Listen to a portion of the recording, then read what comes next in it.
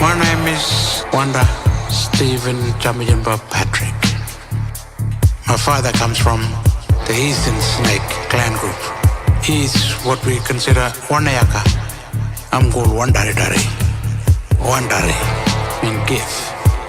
And I want to crown you lot with the original crown of this country, the Southern Cross.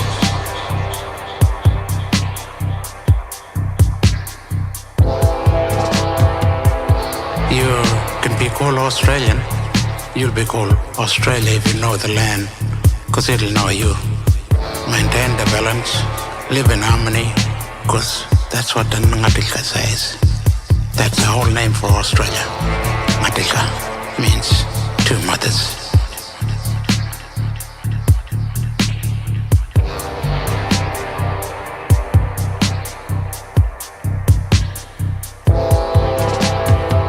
Adoption is a big part in our ceremony too. That's why Darwin ceremony, our reconciliation ceremony, tells me that I should accept everyone, regardless of where they come from or what nation they are, if they adopt this country and the ways of this country. Matilda, I'm a guardian for that one. I'll do my best to teach you this. Normally you would go to ceremony and nearly half of your life you have to learn all these things and then teach others to pass it on. Warlpiri, pass the flame. Lose the flame and your identity doesn't exist anymore. In doing that, your country's identity is gone too.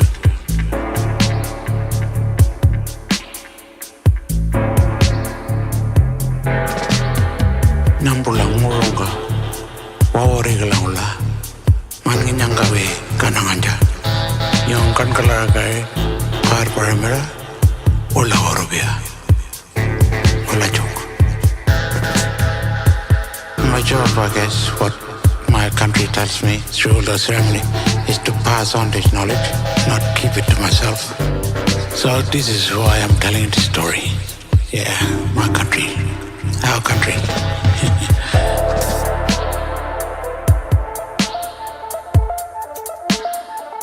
So I want to share this knowledge about the ultimate kangaroo, the ultimate emu,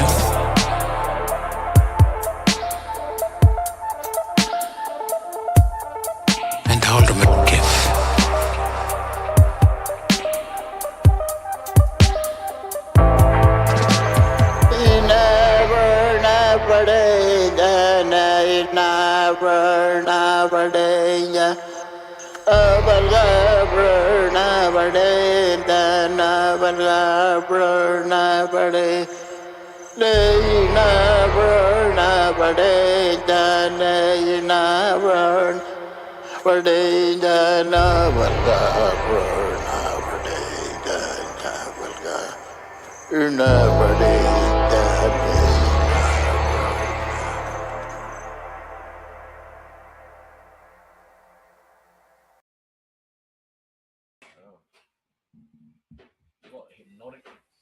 How cool was that, man?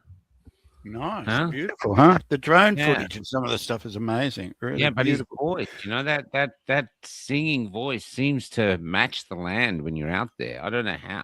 You know what I mean? Yeah. Yeah. We So all anyway, forget how beautiful introduce our lovely Australia is. guest. Anyway, we have Introduce our lovely guest, and let's get on to it. We have the honour of talking with Marc Peckham, apparently universally known as Monkey, which the reasons why might become clear by the end of the interview. Yeah, that's one of the first questions. How did you get to be called Monkey? And it's before we get to talking about the price of petrols and the end times, we might just ask him directly the background for that particular song, which is so beautiful. Yeah, Marc, are you there? Yep, bring him in. I'm here. Here he is. He's in the middle. G'day, Monkey Marc. There's now I can hear you got an English accent there. Welsh. And Welsh. I'm North Wales. I'm from Penryn. Oh, I was born in Cardiff in the south. Yeah. Cardiff. Yeah, wow. There you go. That's met another Welshman yesterday. You never meet Welshmen anywhere now. There's not many of us. No. no, we don't travel much. But I grew up in Australia, I was a 5-pound pom, and one of the biggest shows of us growing up was Monkey Magic. Is this where the monkey comes from? Magic, yeah. That's not where I got my name from, but I love that show, definitely. Yeah. Can you imagine trying to pitch that show now? I want to do a Japanese version of a Chinese folk tale with all dubbed into bad English and shot badly and put it on prime time. Can you imagine going, yeah, that sounds like it'll work? That's right. You never know, though, do you? You never know what's going to work. No. So you're going to start, or we want to start with how a Welshman from Cardiff ends up in the middle of the Australian desert, helping the Indigenous with putting electronic music to this ancient, beautiful voices. So let's get going. Yeah. You want me to talk? Yeah. Yeah, man. How I ended up here. Yeah. Well, emigrated here from Wales. Back in the late '80s with my parents. Moved to Sydney, and then it's funny because it's the desert. That whole existence is like the extreme opposite to where I grew up. I mean, I grew up in Cardiff, That's industrial city, South Wales. Very, very wet. A bit like the Territory at the moment. Very wet. And I guess actually, I studied geology after school. And that was my first introduction to the desert, working out in the first in Western New South Wales around Cobar and that area, and then out in Western Australia, Kew, Mount Magnet, in those kind of areas. Yep. And then from there on, ended up meeting a few Indigenous elders and living out remote in a place called Maree, which is in South Australia, right up on the Unadilla track. And because I've always had these skills of music and all sorts of things, I used to have a whole sound system running on solar power. I still do a solar power sound system, and we'd be remote. And these elders were like, "Well, look, because you have to do that because there's no power." Yeah, either that or a generator. Yeah, either that or a generator. But generator costs money to got to put the fuel in. Yeah. So this is a battery and a solar panel can get you a long way. Yeah. And my skills as a recording engineer, the elders were like, well, why don't you start doing stuff with the kids out here? And so I ended up working in just doing free workshops around Cooperative in that area there. Oh yeah. For years, and then got invited to go out into the just northwest of Alice Springs in Yuendamu, up to Tanami. And then there it just spread out. And then it's been 25 years of living out in remote communities, doing everything from youth diversionary workshops to recording Indigenous knowledge and everything, hence an album like this comes out. Yeah. Incredible. What incredible life journey. Yeah. So can you go into the details of that song we just heard? What's the background to that particular song? Yeah. Well, do you call it a song or a video or what? That's the thing, because really, what this is, the whole project of Crown and Country is a collaborative album and a film. So the album and the film match exactly, you know, so one goes over the other. So we made the album and music first, and then filmed that, you know, everything later, and then edited all that together. And also his father as well, Jerry Jangala Patrick. So it's this big, I guess, intergenerational cultural knowledge project encapsulated in an album and a film. But that particular song, he starts off talking about what his name is, because he's got two names. Of course, he's got his indigenous name is Stephen Patrick. The Patrick relates to the Irish settlers way back. Yeah, you know, kind of in an area where his family came in from. If you're in Alice Springs, I mean, you guys know the country fairly well, yeah. So if you're in Alice Springs and you go about 300 kilometers north, there's a little community called Warlpiri, and then if you go out from there, there's an area called Thompson's Rockholm. That's where his family is from. So his father walked in first contact in the 40s. You know, no idea of Western civilization and everything. Walked in about the age of 12, 13, 14, we're unsure. And then so that, you know, that's their particular area. So the initial name is, you know, Jerry Patrick and Stephen Patrick, which is kind of comes from the era of first contact and all of that kind of stuff. So what he's doing in this song is he's explaining his Aboriginal name that he also has, that he was given in ceremony, which is Wanta. His full name is Wanta Pau Jampijinpa Kulpulunu. Wanta is short for Wantari, and Wantari is short for Wantari. So Wantari is the Milky Way,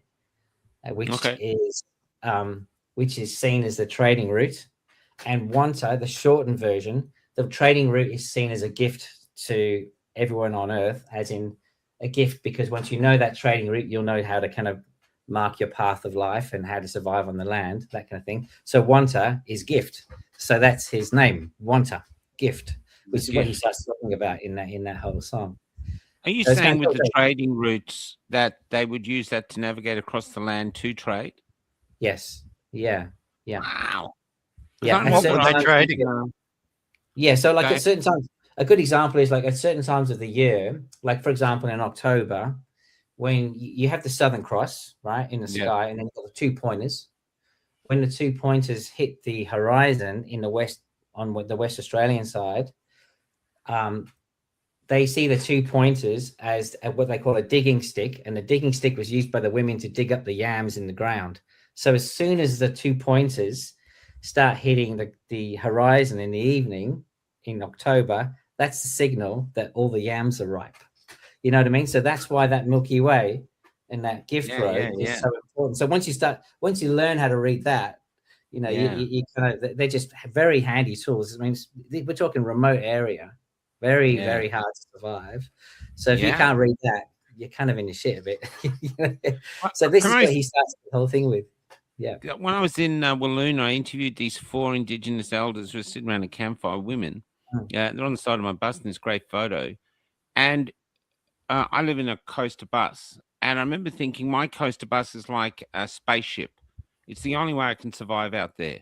You know, it's got water, it's got food, it's got everything I need. But I was sitting with these women saying, look, I've been in Australia since I was 5, but you women talk about the country like your mother. You can see where the food is. I see it like I'm on a hostile planet. And that if I walked off and couldn't see the bus, there'd be, oh my God, man lost in bush, like it's a hostile environment, like, you know. And I was thinking, wouldn't it be great if these people could teach our children, so if a child got lost in the bush in their particular area, they weren't terrified, because they're thinking, that'd be fine. He's done the training. He knows where to find water, or she knows where to find water and food. I just wondered, I asked them why not doing that, because we don't see it like the mother. Every time a child goes missing in the bush, it's a white child or someone who's not Indigenous, the whole country loses its mind, you know? Yeah.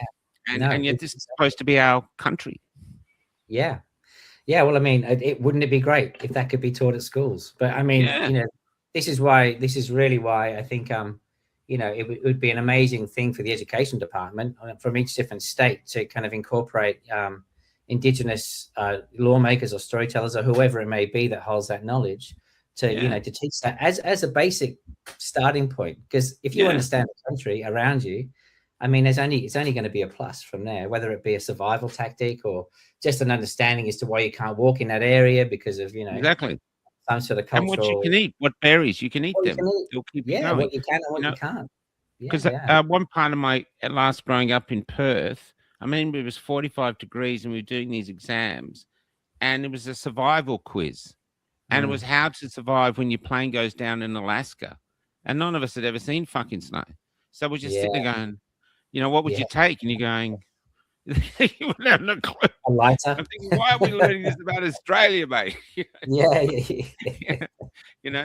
Your fucking car breaks down up in on the road to Port Hedland on a dirt track. How do you survive until someone finds you? You know what I mean? So Anyway, sorry to interrupt. It's just something I've always intrigued me about it because especially yourself. I mean, out there in the rugged bush, you must yourself think it'd be great if I could know how to survive here, find water, find food, and not have that fear if I'm out away from my vehicle. I could cark it. Well, I know a hell of a lot more now than I did 25 years ago, put it that way.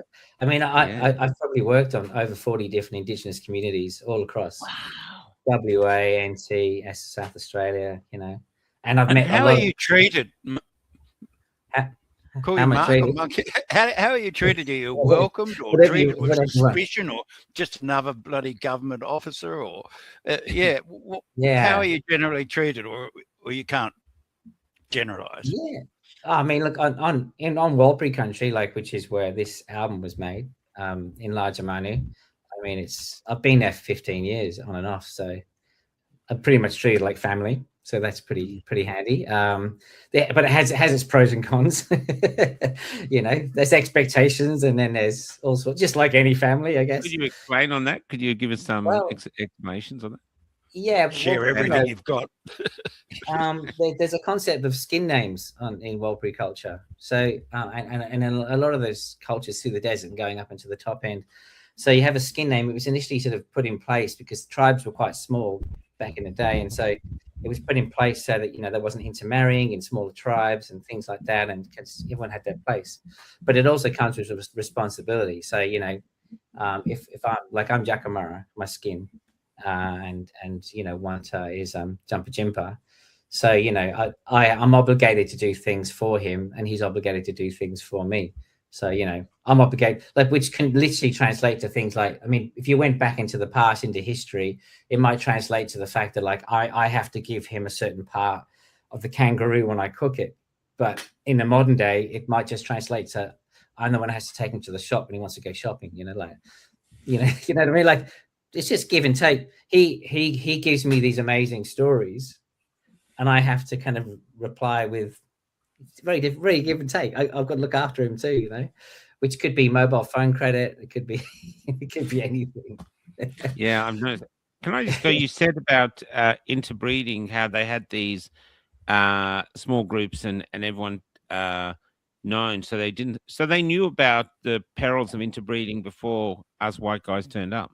Yeah, they had a part of to stop that. Yeah. The skin name system was there for many reasons, but because it also relates to where you are on country, it relates to plants, it relates to your different stars and your totems and stuff, but it also can relate to so exactly who your cousin is and who your sister is and who your brother is and who your father is. So you are basically given a particular skin group that you can marry into. Okay, and then that will make sure that you don't there is no kind of incestual stuff or whatever it may be. That person's not available, like maybe they've passed away or something, there's a second one in line too it's there as well. So they try and keep that as sort of locked as possible. Yeah. Wow. Yeah. But in general, when you're asking about how does it go for a person like me going out onto these communities? I mean, you know how it is, like anywhere. It's like walking into a pub at the start, everyone's a little bit like, who's this guy? That's right. You got to check people out. But in general, it's I've just had amazing experiences. Always been welcomed, and I've worked everywhere from Groote Island, right up in the top end in the Gulf of Carpentaria. Right out in Columbaroo, Palm Island, Central Australia, Central West Australia. What are the differences between the communities? Because you're going to so many different communities, and I know there's languages and customs. What's the difference Because when I was interviewing an Indigenous woman up in Broome, she said to me, "You guys look at us wrong. You should look at us like Europe. The tribes are like, there's Belgium, there's Holland, you know, and you just look at us like one tribe. It's actually not. We've got different customs, different languages. You know, languages close, they can interact, but you know, several tribes where they can't. Is this what you're finding?" Yeah, absolutely. I mean, Central Desert stuff is a little bit more similar, but there's obviously differences between, say, Pitjantjatjara and Warlpiri, or Yankunytjatjara or Luritja. There's different cultures, different storylines, different areas have different parts of the dreaming, you know, like the next part of the dreaming. So it's like all kind of puts the bigger picture, like a big book together. And when you go further north, languages can be very different. And of course, when you get right up north, they're quite heavily influenced by the Macassan traders. Especially like around Nullarbor and Yirrkala and, you know, Groote Island. So yeah, very, very different, different attitudes, sometimes, you know, different skin names, different skin groups, similar concepts, but different words for those things. So there's quite a lot of difference. That there's similarities in the way that there's the, you know, general thoughts about how an Indigenous perspective kind of works, but there's big differences. And like you say, it would be similar to saying the difference between a Frenchman and a German, or you know, someone from Poland. Yeah. So there are French, Italian, English, German are slightly the same. Because someone like Poland is completely different. Yeah, you get that Eastern European thing. Yeah, but that'd be like going to the top end, Arnhem Land to the desert. That'd almost be like that kind of difference. Yeah, that's right. It's just a different concept of seeing it, you know, so that there was real culture here, you know. Yeah. So is the urge to preserve their culture, or you have to talk them into it basically, or spend a long time before you put them in front of a camera? How does it work? How long does it take? Yeah, you know, well, a lot I know are very shy, you know, shy of Westerners anyway. Yeah, and there's not only the shyness, but there can often be like an lack of confidence in talking about culture sometimes, because so much has been lost. You know, it's been very difficult for, you know, however many years out there. But yeah, in general, there's a real yearning for the preservation of culture and a reteaching of that culture. So, one of the things that fascinates me is that there were also end of times or end of days beliefs within the Indigenous, that these were, you know, it's in all the major faiths that this is basically the end times, you know, that were something major is about to happen. And certainly, you know, they've been bombing Qatar today, like, you know, what the heck. So did you find any of that in the urge to culture, or what is your sense of that? I guess, you know, I'm always I never go in with any, you know what I mean? I'm not the guy pushing the narrative, I guess, if you want to, you know, I often just want to see what you're explorer. Yeah, I'm the sponge, I guess, that just takes in whatever I'm being sort of told. Not often, John, do I hear anything talked about that. But then again, you know, like when I go into things with these fellas, like we go into some real specifics about particular ceremonies or particular dreaming stuff, and often like there's just a band of knowledge that I'll focus right in on. So it's like, and that can take years. Like this album, for example, goes across a few topics, but you know, if I really you know, had the time in my life to take in all of Warlpiri culture, I could have an encyclopedia's worth of knowledge, you know. So, you know, I'm just looking at this band here, and there's probably 1,000 other books or 1,000 other volumes, or however you want to say it. There's prophecies that they have out there. There is a prophecy about what they see as people coming from the north. There's a prophecy of that, a prophecy of the white man coming within Indigenous. They got that one right. Yeah, they got that one right.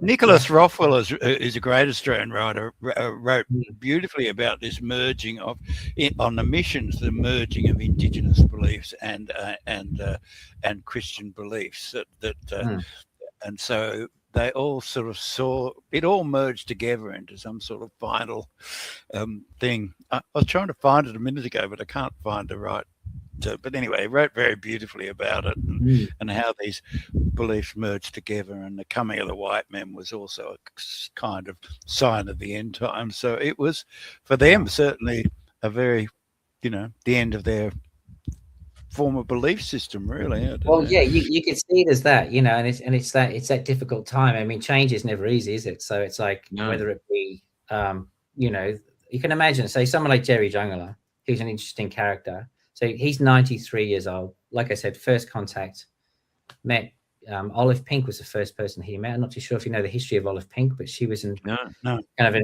I think she was an explorer in the Central Desert area. The Botanic Gardens in Alice Springs is called the Olive Pink Botanic Gardens. So she was quite a character.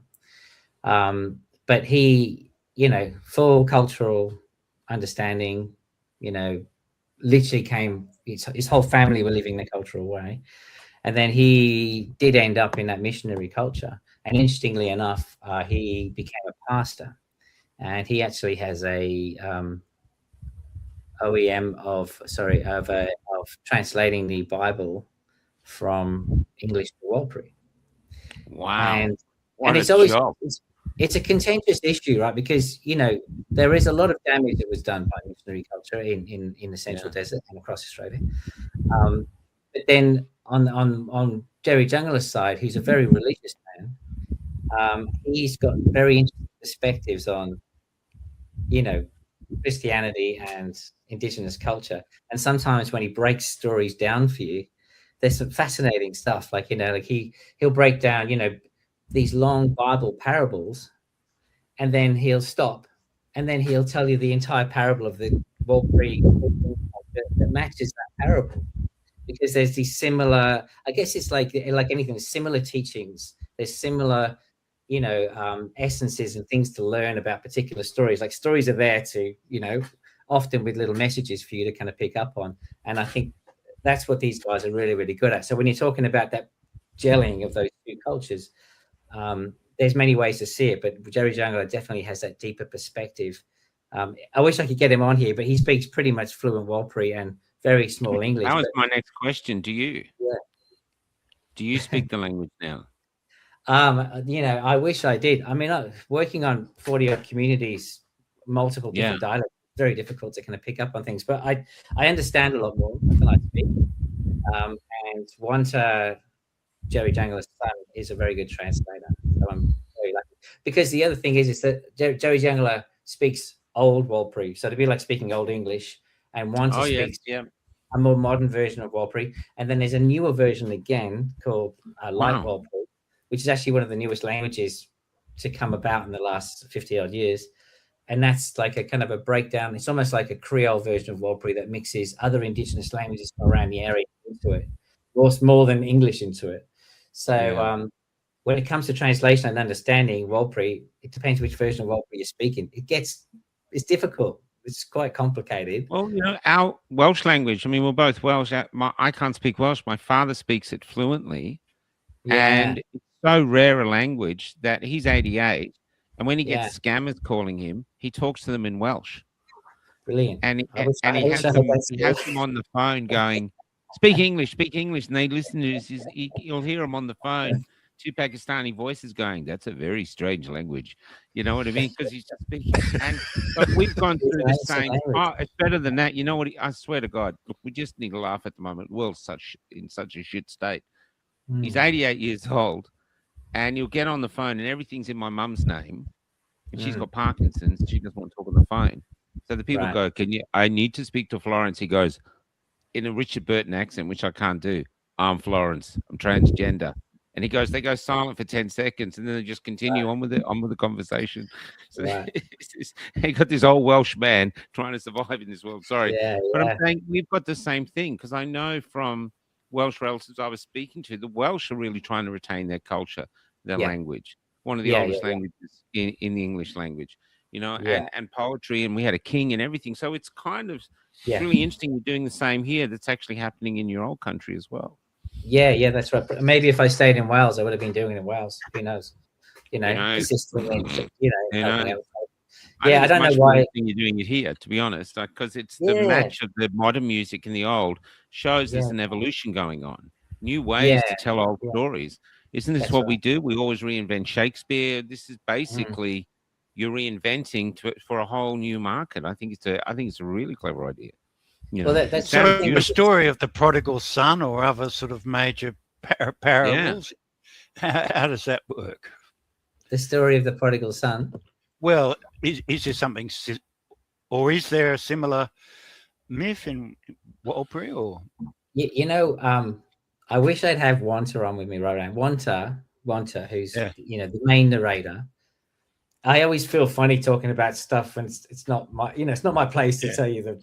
Yeah, I get it. And he tells it so well. So maybe we could do another session one day where I get him in. He's a full-time dialysis patient, unfortunately. So he's on. Yeah. So I couldn't get him in. So that would be a quick look. I tell you what, I'll give you his phone number. You can ring him up if you want. You can talk to him. Are you finding the elders though with the knowledge? Is the next generation taking them? Because when I was at Mount Magnet, we were there to just see what the Indigenous thought of the voice. And so we're going to town after town saying, what do you think of the voice? You're for it, you're against it. Most of them never heard of it or no one had contacted them about it, which was really interesting. But then I met 3 elders in Mount Magnet that were all from the stolen generation. I recorded it. Their stories were just, well, they change you. Let's put it that way, how brutal it was. Yeah. But when they came back, their tribe's language is lost. They're relearning. They've got a local, the next tribe across is sort of sharing them their language and what they know. But this is like, say, a country like, I don't know, Portugal that has suddenly lost its language. Imagine that. This is how profound it is. And these people here. And the stories they told, like the guy was in his 70s. And he said he finally escaped from the school, from wherever they took him, made it all the way back, and turned up. And the first thing his mum said, "Well, tomorrow you're going to get a job." Yeah, really hard thing. And then suddenly he's in tears with me next to our bus because this old pain's coming through. And I thought, extraordinary. You know what I mean? They've been through so much. There's a lot of trauma, a lot of trauma for sure. And how does that come out in the trauma come out? Is this why the drink or the drugs? Do you think this comes from old trauma that's hasn't been self-medication, lack of services in these areas? I mean, the big lack of services like mental health services or counseling, things like that. These are remote areas where you're lucky enough to get one doctor that flies in every now and again, and the dentist comes in once every 3 months, so when it comes to things, and and then the sad thing is a lot of these key elders with a lot of these stories and a lot of this knowledge are passing away, and a lot of it hasn't been passed on. So there is a cultural loss. It's difficult. It's just there's a lot of lack of direction. You can't get it back. Yeah. And this is it. This is why these guys are very progressive. They see this is a massive issue. And as do most elders see that this is a big issue, and they really want to try and think of new ways of doing it. So they're really progressive. I mean, we're talking about a 93-year-old here who's willing to sing over this dub thing, music that I make, and make these kind of beautiful videos, escapes and stuff, because they're just looking for any particular way that will assist their culture, any new ways. Because they're like, well, what we've done in the past is some of it's worked, some of it hasn't, but we need to do everything we can because maybe we'll hit the right nail on the head of the thing. So, push it forward. That's art. That's art. Sometimes it works, sometimes it doesn't. Yourself as a musician. Sometimes you get an inspiration, suddenly you got a song, it's beautiful, everything works. Other times you work on something for years, it still doesn't work. This is just it's like this thing here. We made this in the desert. This took 5 years to make, out in the middle of Lajamanu. We had no idea the impact it would have or where it's going and stuff like that. But when we launched this in Melbourne, we launched it Australia-wide, but when we launched it in Melbourne, it was album of the week on 2 big independent community radio stations, PBS and FBI. So not FBI, Triple R. They're big, they got hundreds of thousands listeners and stuff like that. Yeah. And when we did the launch in Melbourne, it was which was the video launch of the film. It was capacity 800 capacity sold out. So obviously there's people who are interested in as in the rest of Australia are interested in learning about culture. Yeah. But obviously also then to see the impact it was having on the community, the Indigenous community, because we took them to most of our launches. At our Darwin launch, we took the entire school from Lajamanu. We took the whole art centre, which are all the female elders. Most of the women are the painters in Lajamanu. And we took Jerry Jangala, 93-year-old, who hadn't been to Darwin's for about 20 years and didn't realize they built skyscrapers in the last 20 years. But, it was amazing, like it was just this. Yeah, and they were spun out. They were going, because they've been doing this for years with all sorts of stuff. And they were like, we just didn't think anyone was interested. Yeah. And now they're like, oh, wow. Yeah. People are interested. So it was a great community boost. And in fact, it's been such a boost that we're still out there. We're making a second one because they're so re-energized to do things. And also, currently writing a book. Shouldn't really talk about it, but things like that. So all these different things are starting to kind of come off it. Building websites, all these things. Because we've got all this knowledge. There's so much archival material. There's so much stuff that didn't get into the album and into the film because we've kind of had to sort of strip it back a bit and kind of because there's only so much you can say before it just gets too much of brain overload for of course the average person. So we need someone to put it. So we're expanding and aiding in that and also inspiring some of the younger generation out there to record their elders and record their stories so that things can be happening in the background when we're not there as well. So so are there concepts? Are there concepts in the music that aren't in Western music? Like, in Thai music, it's a lot of quarter tones, which we don't have. Is there a real thing? Like Jerry Jangala's singing, like it's sort of this. The tone of his singing, that traditional singing, is almost atonal. Like it sort of fits over lots of things, and because it has this different rhythmic pattern. It's very different than it's not a 4/4, pattern. It's got one of the guys that we work with, a guy called Professor Aaron Korn. He wrote a great book called Law. He's a music. What do you call it? People who study music notation and stuff like that. And he writes it all down. Yeah, musicologists and stuff. But it's almost like Indian rhythmic intonation stuff. It's outside the Western realm of music, but it's sort of influenced a little by a lot of that kind of stuff as well. So very, very like the Mongol throat. It doesn't sound like the Mongol throat singing, but it's sort of that old. It just sounds ancient. Yeah. I mean, we're talking. It's coming from a man who was first contact. You couldn't get as original as you could. When I record Jerry Jangala, it feels like I'm pulling out a record that's been lost for a million years, and just putting it on. It's just this very unique and interesting thing. I even taught him the concept of multi-tracking. So in music, when you record a band, in the olden days when you didn't have the technology, everything was in mono on one channel. But these days you can record, 80 channels of music, and they'll, the drums will be here and the bass is on this channel, the voice is on that channel. So I taught him about the concept of that, because when he sings, normally he has his rhythm is the two boomerangs. So the two boomerangs are the clapsticks. So the multi-track idea was just we do the boomerangs on this microphone and then the singing on that microphone. So then it enables us to take the boomerangs in and out or use them in another section, and just experiment with different ways of working, because putting an old man's way of singing over this modern music is not easy. It doesn't come as easy as you think, but it does happen quite naturally at the same time. So it's a fun experiment, but it's not the usual, definitely. And are these all ancient songs that he's remembered, or does he write new stuff himself? Because I've always thought before White Man turned up, if they had these big corroborees between tribes, surely they must have brought new songs, and they've got no way of recording them. They just sing them.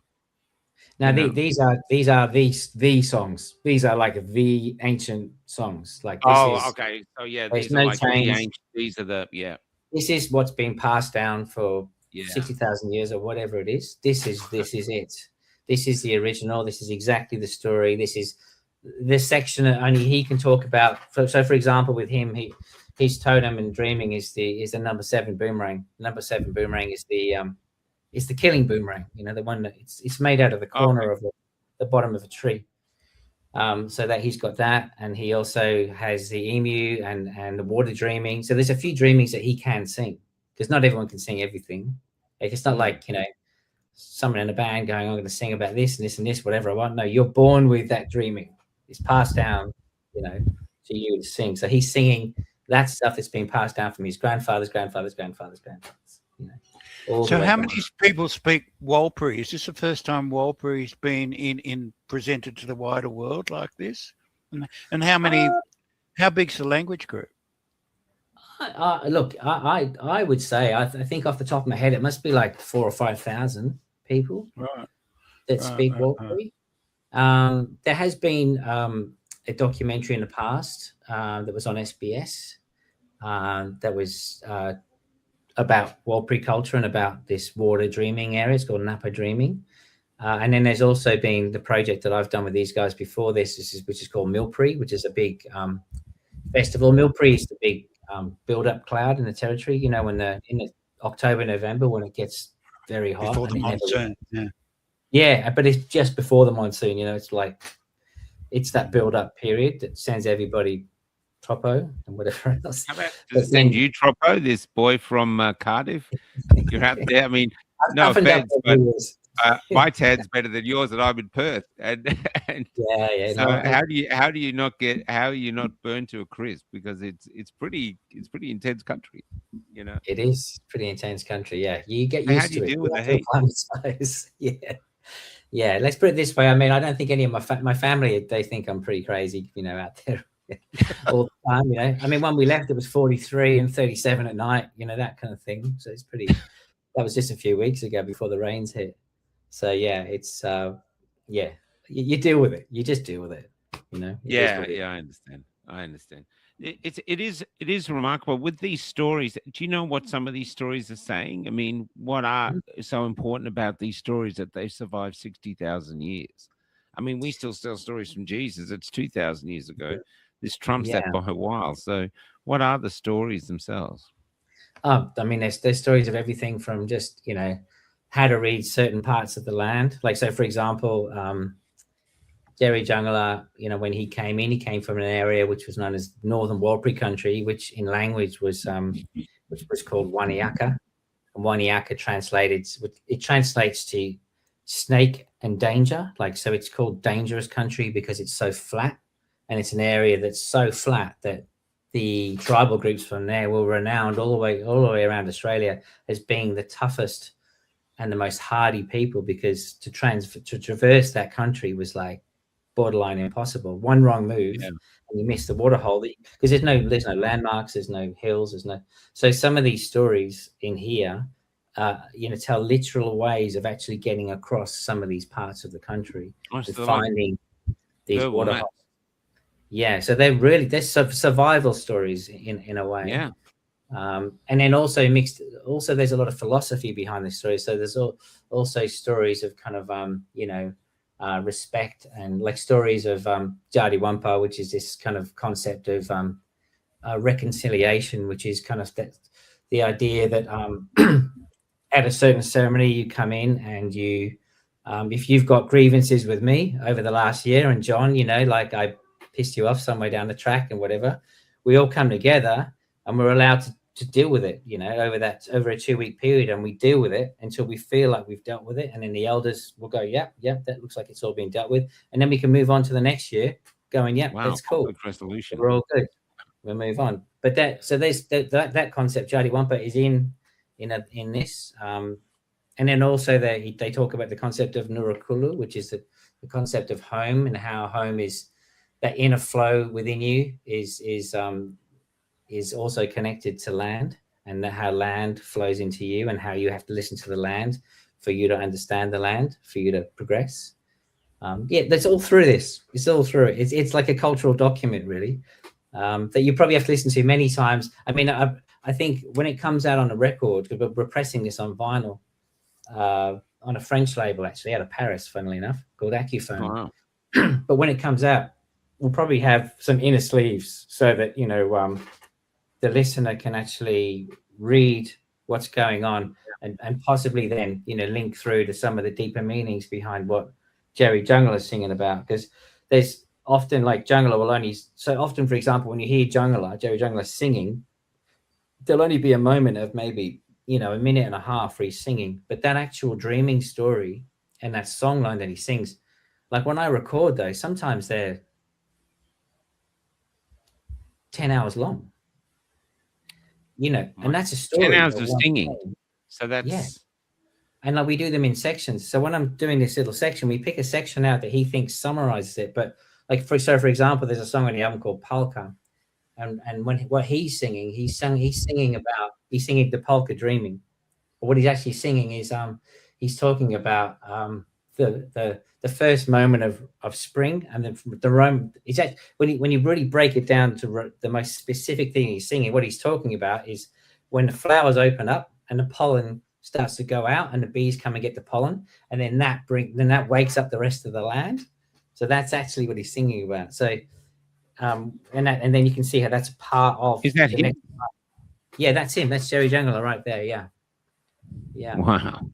And we recorded him there. That's just outside of Lajamanu, about 10 kilometers up near a beautiful billabong. Yeah, with his favorite hat. That's a beautiful picture. That's a stunning photo. Yeah, and when you go that drone footage there, this one here, that's fantastic.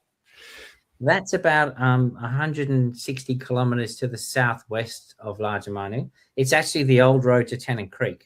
So now there's the highway, the Stewart Highway. The old road was just down one side of that. But we got some of the footage in the actual film. You'll see flyers across this, and that's a very, very prominent Warlpiri dreaming space, because it's also was where a lot of the different sides of the Warlpiri tribes would meet at a certain time of the year. And there's also a story in there around there's a Starman dreaming story that links to that one, which like I say, I'll let Wanta elaborate on all this kind of stuff, but there's a few amazing stories. So that particular hill is the men's dreaming, and when you look at that picture there, that's Wanta. The left side and that the dreaming there is that's good. That's story with Wanta. Yeah, that's Wanta. And then by the way, it's about 37 degrees when we recorded that in the afternoon. So it's much easier when I watch it on the film and listen to it. I think, that sounds nice. And I'm in my air-conditioned house going, oh, this sounds great. But when you're out there, it's no easy task. Billion flies.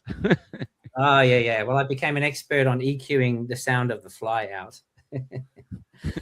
And then there's Wanta there, with all the flames. Yeah, that's a great picture too. Yeah, that's a great. Yeah. Did you say you got an expert at cutting out the sound of the flies? Yeah, part of I'm actually I'm a sound engineer, but also I do restoration for sound. So I'm quite good at taking, like, I can take the beep out of a truck if it was going in the background right now, So I can I can attenuate the flies. Yes, it's pretty tedious. I actually have polka here. I might put us just in the background, just have a listen to polka, and then we'll come back and finish the thing. Yeah.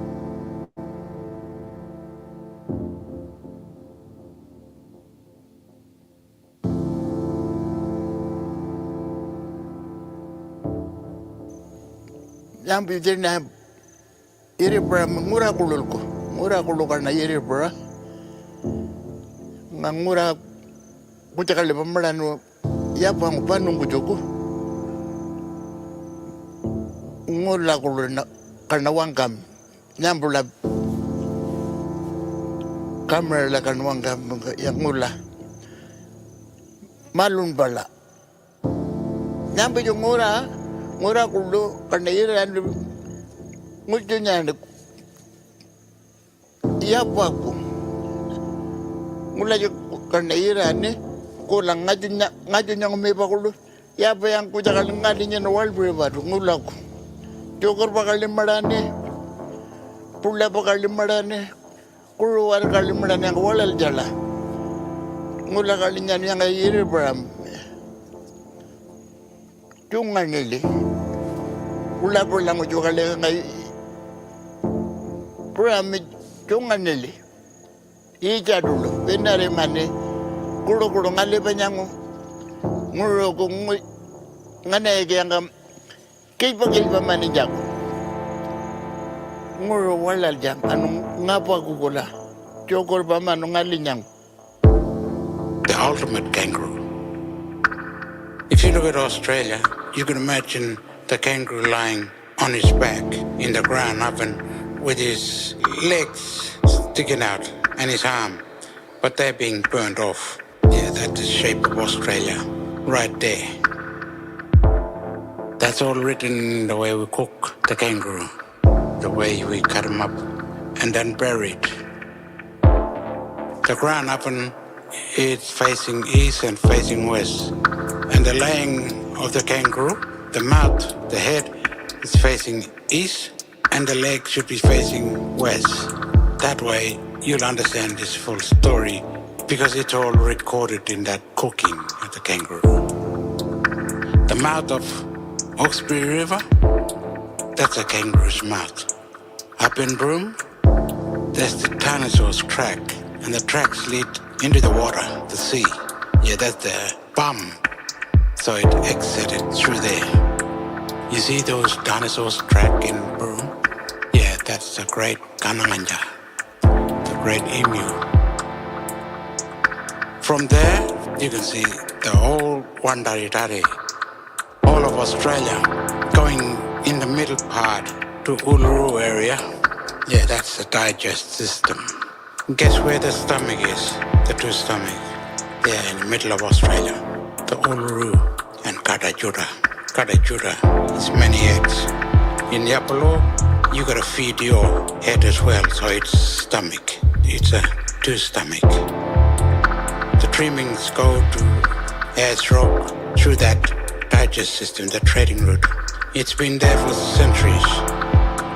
The whole digest system. We call it Wandaridari. That means a gift road. You will know and understand why it's called a gift road, because it's a trading route, the ultimate trading route. All its vein in the kangaroo are its smaller trading route, but the digest system from one end of the coast to another, that's the ultimate. This country is the ultimate kangaroo. But if you're coming from the northern of Australia, going down to South Australia, the Uluru from north and south, the Uluru becomes the heart, Kotororo. It pumps. And those are the songline kangaroo, all the way up to Kangaroo Island. Trading route. Remember, the trading route is a digest system. The leg of a kangaroo is Northern Territory. The arms facing up is Cape York, is the arms of the kangaroo. The little bit at Monkey Maya, yeah, the west coast. Yeah, it's a little bit of what's left of the tail.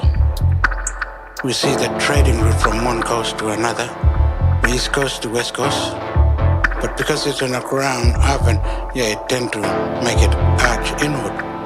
The backbone, yeah, there's a backbone, the Victoria, South Australia, and the bottom of the West Australia, that's all backbone.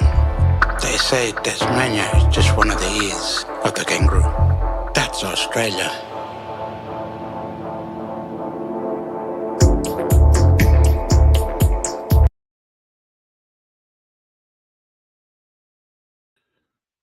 I might just leave it there because it goes on for a bit. But you get the idea.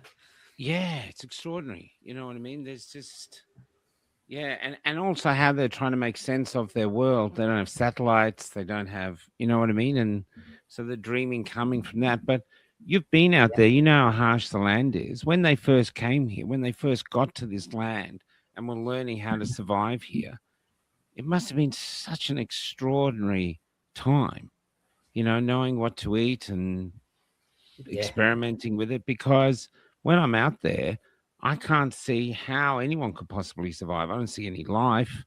You know, most things seem to be dying, and the sun's pounding down like an anvil. It always staggers me that people manage to flourish out here. Yeah, you need to know some serious knowledge to be able to survive in these areas. Absolutely. Especially even west of where these guys are, you know, it's like, it's difficult country. There's no doubt about it. But Hey, listen, if I got lost out there, I'd want one of those guys to be with me, definitely. Like, Yeah. you know, even with all my knowledge, I still, there's still a hell of a lot of stuff that I don't understand, and a hell of a lot of subtle things in the country that you can read that will aid you in finding waterholes and things like that, which are make or break.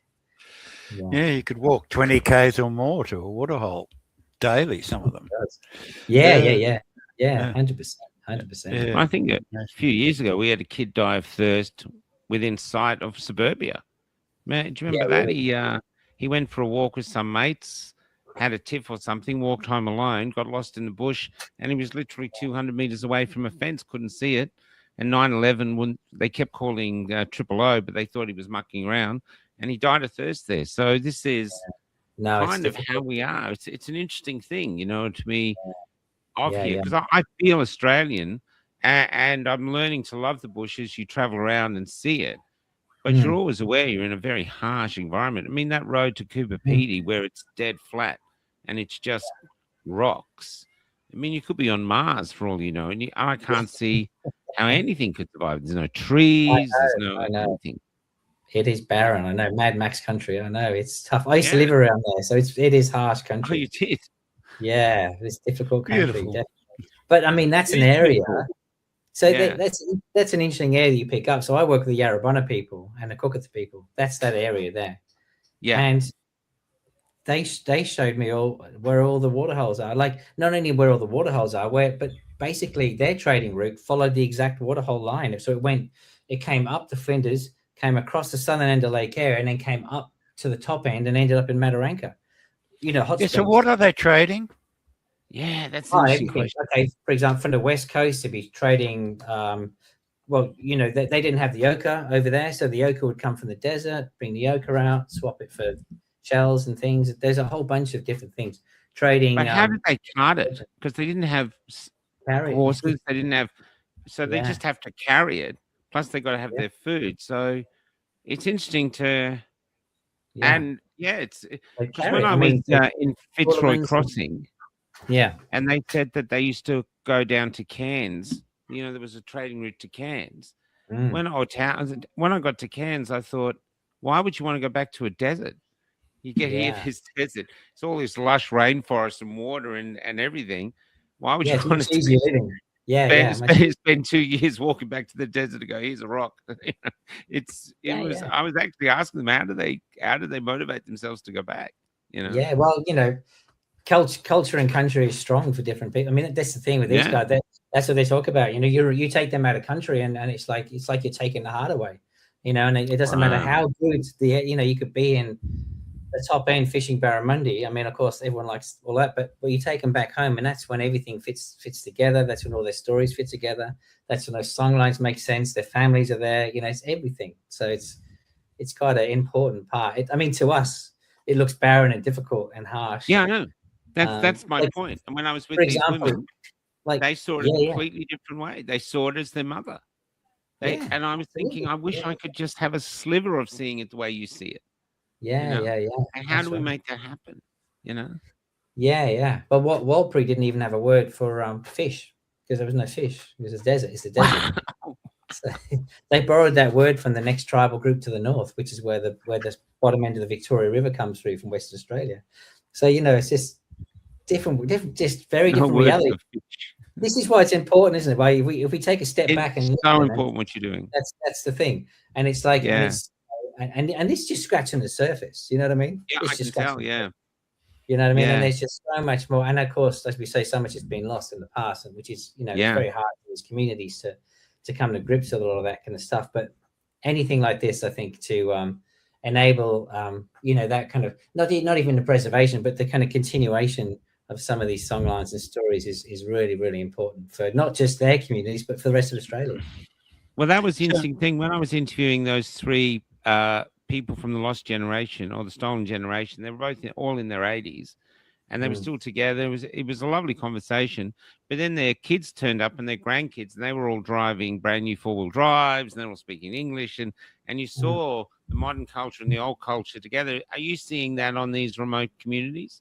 Like, yeah. And how do they mesh without breaking down? I mean, it can be extreme, you know, when you're dealing with an elder who was first contact, who speaks the oldest version of Warlpiri, who knows all the songlines, to a young kid who doesn't know much about his culture, speaks a slightly different version of Warlpiri. There's big cultural gaps. I mean, like, you know, it's hard to explain the cultural gap between a very, very ancient culture and this modern version of it. You know, it's extreme. So, but we try and make it work, and it's just difficult. And there's a lot of efforts in trying to kind of gel these two together, where this knowledge can be passed on. And like I say, some things are working and some things aren't. But it's just a matter of just experimenting and just seeing what resonates the best. Be like a hip hop star meeting up with Shakespeare. Yeah, exactly, totally. I mean, you know, you never know until you try it out. Yeah. So, how is the outside world seen? As a place of threat, or curious about it, or they never even think about it? What? No, they're curious. You know, the outside world is full of, you know, Kentucky Fried Chicken and you know, YouTube and phones and nice, you know, good cars that can get you to, you know, to the city and stuff. So it's, you know, there's a lot of temptation, you know. So, you know, just like any younger generation, like, you know, your kids or grandkids, you know, everybody wants the next big thing and the next best thing. So yeah, it's seen as you know, it's seen as a bit of a luxury. It's very different. I mean, of course, Lajamanu compared to Darwin they're very different places. But is petrol sniffing or anything like that a problem in that area? It used to be. It used to be further, just a bit further south of there, like around Yundamu. So I've been to Annabella, for instance, where it was just chronic at one point. Yeah, you had to park your car up to a shed so they couldn't get to the petrol cap and all of that. Well, for many These years, kids were all dead by about 20-something. They didn't live very long, and it was and you'd see kids like 8 or 10 years old out at 2 or 3 o'clock in the morning dancing around the fire. You know, it's just with a tin of petrol permanently stuck under their nose. But it was just unbelievable. I spent years doing workshops. Yeah, like anti-petrol sniffing workshops in those areas because it was so massive, and the issue was, especially in the late 90s and the early 2000s. But that a lot of that's stopped these days. But so that's all gone, or mostly gone. I would say it's 99% gone, and it only appears every now and again these days. But it was still, you know, 10 years ago it was still around, not as much as it was probably when you were out, but you know, in the early 2000s it was pretty chronic. But you know how all that started, you know how all the petrol sniffing and all that. When the American soldiers first went through the Woomera rocket range area, they weren't allowed alcohol and things like that. So the American soldiers used to sniff petrol to get a kick. Oh my God. And a lot of the first contact for that South Australian mob in, you know, that Woomera rocket range. Yeah. A lot of the first contact was with American soldiers. And so the first thing they saw was people sniffing petrol, and they thought it was normal. They thought that's what white people did. They just thought every white person did it. And I remember working in communities and talking to kids about petrol sniffing, and they literally thought that the Western civilization had normalized petrol sniffing. They were like, they say things to me like, you know, when Eminem is rapping on that song there in that video, you know how he goes behind a curtain? I said, well, when he goes behind that curtain, he's having a quick sniff of petrol to come out and rap even better again. And I'm like, no, that is not the way it works. Like, you know, there's a very, very twisted concept of the reality of our because it's very alien worlds. You know, they can often be two alien worlds. So they were emulating us, or thought they were emulating us. They thought they were. They thought it was just normal. Yeah, and we're looking at them going, "Why are you sniffing petrol for? Isn't that extraordinary?" I know. Well, the American soldiers have a lot to answer for that one. I mean, who would have thought that's a thing you could do anyway in the first place? Yeah. But I guess when you're remote and you're in those areas, and anyway, all that kind of stuff. So, yeah. But yeah, these days it's calmed down a bit, but it was a major issue. I mean, they changed the fuel out there for a long time. Now you can only buy Opal fuel, which you can't sniff. And when all government cars, and even my car is all diesel, and you can't sniff diesel. So you can try it. It doesn't do much. Can I ask, how do you go where you've been out in the remote for a period of time and then you come back to Western civilization? You got air conditioning, cars, traffic lights, cameras watching every single thing you move, cameras watching other cameras watching everything you move, FPOS, or all the manner of shit. How do you deal with it? I've always been okay. it just doesn't really affect me. Yeah, I don't know why. I mean, I just You don't I'm come just here like, and crave to go back to the bush, or you're not in the bush craving to come back to air conditioning? I am missing going back out there for sure. I mean, mainly because I still got stuff to do with this project, and I'm dealing with a 93-year-old man, you know, who every year I'm worried he's going to pass away, and his son his son Wanta, who's full-time dialysis complications. That's my main worry, is to get out there before anything happens to them. But when it comes to capture this history that will be lost, I mean, if this man goes, he'll take things to the grave. You're unable to capture it. That's the tragedy, isn't it? Oh yeah, that is tragedy, yeah. But when I come to the cities, I mean, I slip into the cafes and enjoy my flat white, and you know, enjoy. Give me another one. I want 4. And they're dry communities out there, so you can't really. No, it's. I mean, you know, the city's full of all the luxury, so I can't complain. I just enjoy. I enjoy both worlds, really. Yeah, it's great, man. Great way to live. Fantastic. Yeah.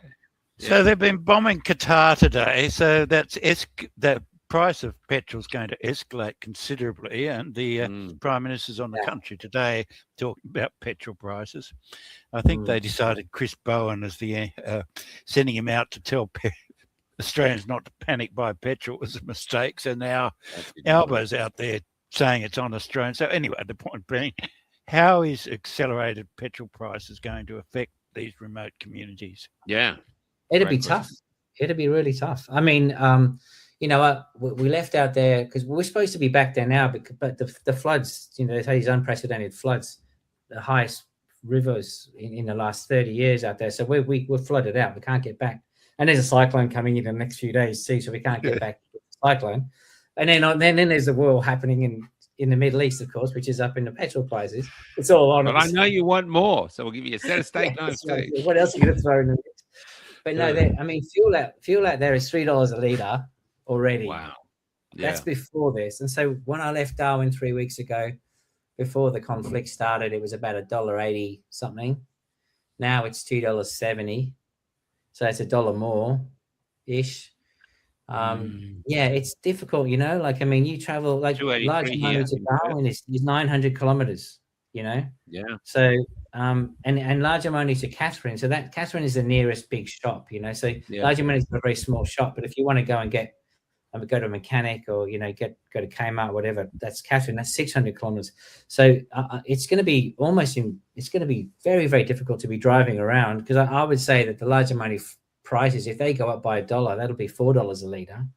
And then not only that, you know, there'll most probably be limitations on fuel.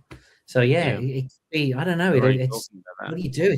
We live in Australia. There's a massive frigging country, and fuel prices for one are going to be difficult, and we don't have fuel. And what else do we do? You know, maybe buy an electric car or whatever it is, but it's difficult. Yeah, but you're not going to get electric car 900 k's. I mean, I'm from Perth. I'm stuck in Perth because of the petrol prices, but Perth is like Los Angeles. It's a car town.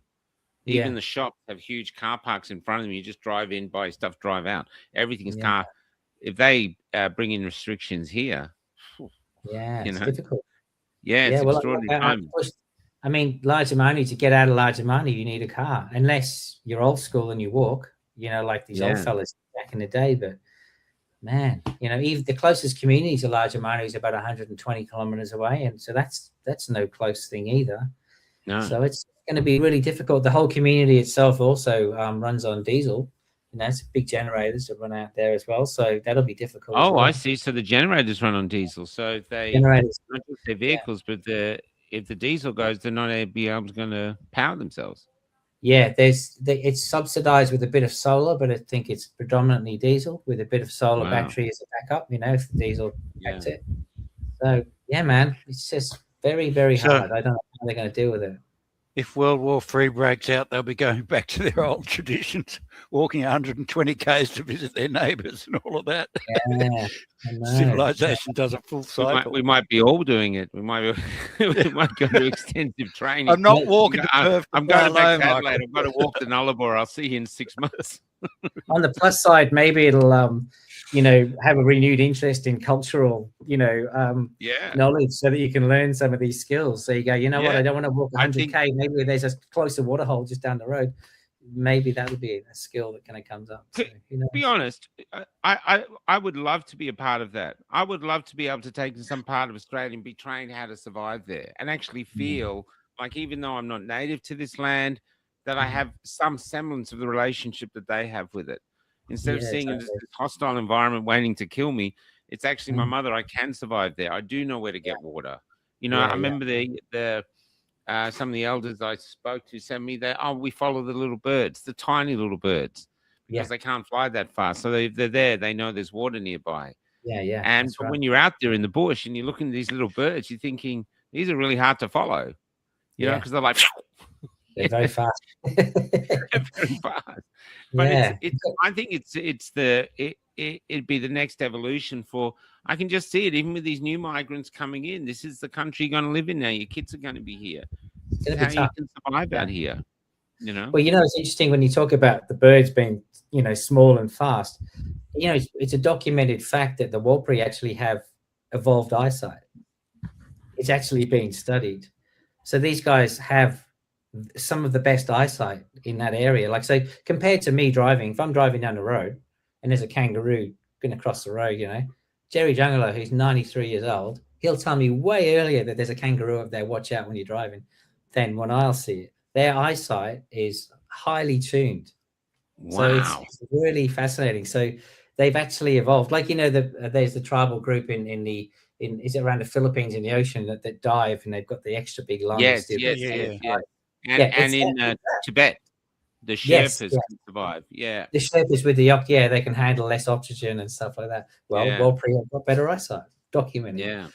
Which is a great thing. You're out there. If you look at a kangaroo, just the fact of trying to catch a kangaroo with a spear is an extraordinary accomplishment.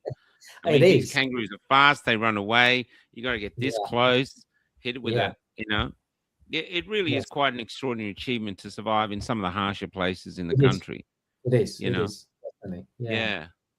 It's amazing. Well, that's when's is the film going on anywhere soon? You got any other premieres coming off it, or can people find it online? I'm going to be posting the links. Yeah, we haven't got a. It's not that we haven't got a showing coming up, but what we are doing at the moment is we're in the process of turning it into an immersive film. So it'll be a film that's 4 or 5 screens, and immersive sound, so like Dolby surround sound. Designing that for hopefully for a few museums and things like that, and maybe some festivals. So that's what we're working on, and then hopefully there'll be another showing really soon. So we had the launch August, September, and now now I'm writing a second album. That's news. There you go. I'm writing a second album. Just got to get it back out there to finish it. And then hopefully probably next year we'll release the immersive experience as well, and the vinyl record as well. Wonderful. Well, now you didn't tell us where Monkey came from. We know it didn't come from Monkey Magic, and there's no monkeys in Australia as far as I know. So where did and I doubt that tribe has a name for monkey, since there's no monkeys in that. So where'd Monkey come from? Yeah, I wish I could fly in a cloud like Monkey Magic. That'd be handy. Save me on fuel prices. Monkey, like I said earlier on, I got a degree in geology, and so I worked for about 4 or 5 years in the mining industry.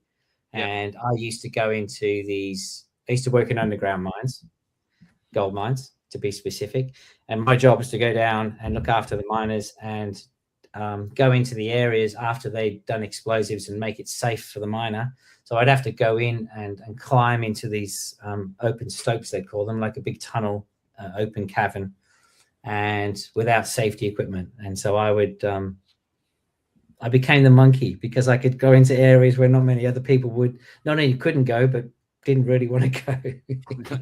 So I became Monkey Marc. That's where my name came from. You, brother, I hope you're writing a book, because you read it for a Welshman. You're living a very interesting life. I think it'd be a very fascinating book, brother. Yeah. Thanks. Most of the people back in Wales would be like going, "What the?" You know? Oh, my family will think I'm pretty crazy. But you're alive. You're living, and you're doing something. I'm alive. It's precious, man. That's a fascinating interview. Well, a lot of people are coming on, Mark. That's a really interesting. Really interesting interview. Thanks so much. Thank you so much. Thank you. Yeah.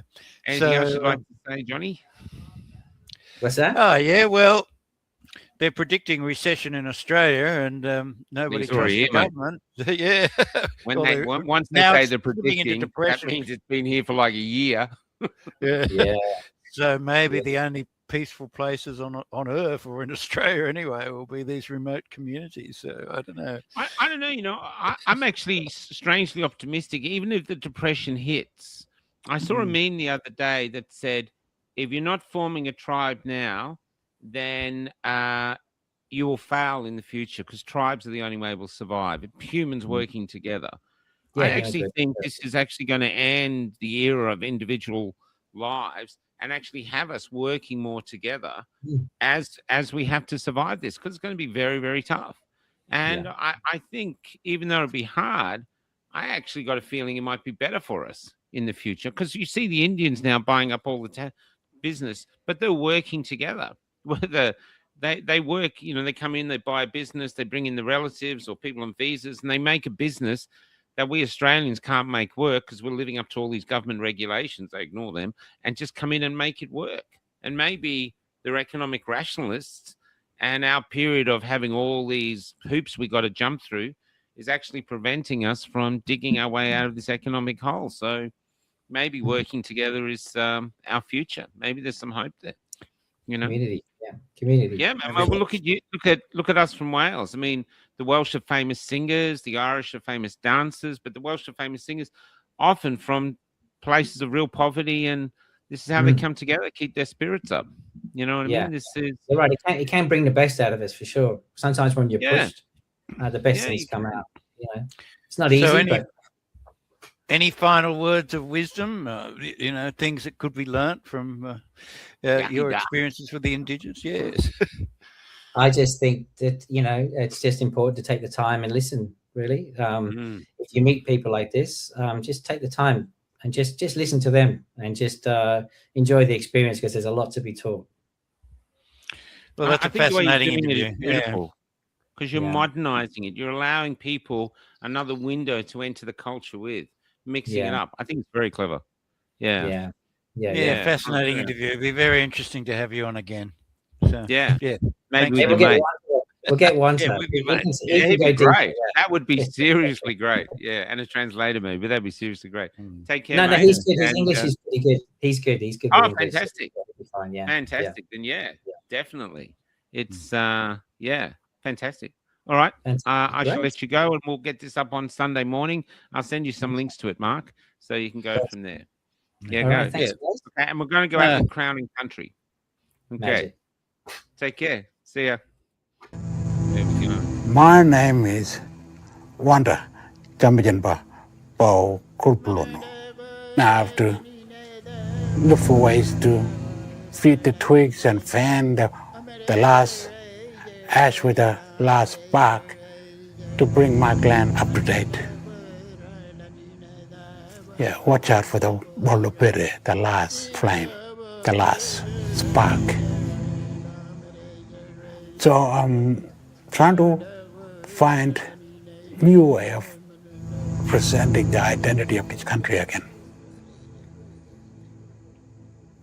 If the Bible can transfer the Old Testament into new, why don't we come up with a new book of reading country again? Now, we must find a new way of teaching the language again, to teach the law again, to teach the ceremonies again, and to teach the law of this country always. Otherwise, we will be overshadowed by a foreign one. Don't lose your language, don't lose your law, don't lose your ceremonies, and don't lose your skin name. They hold the history of you.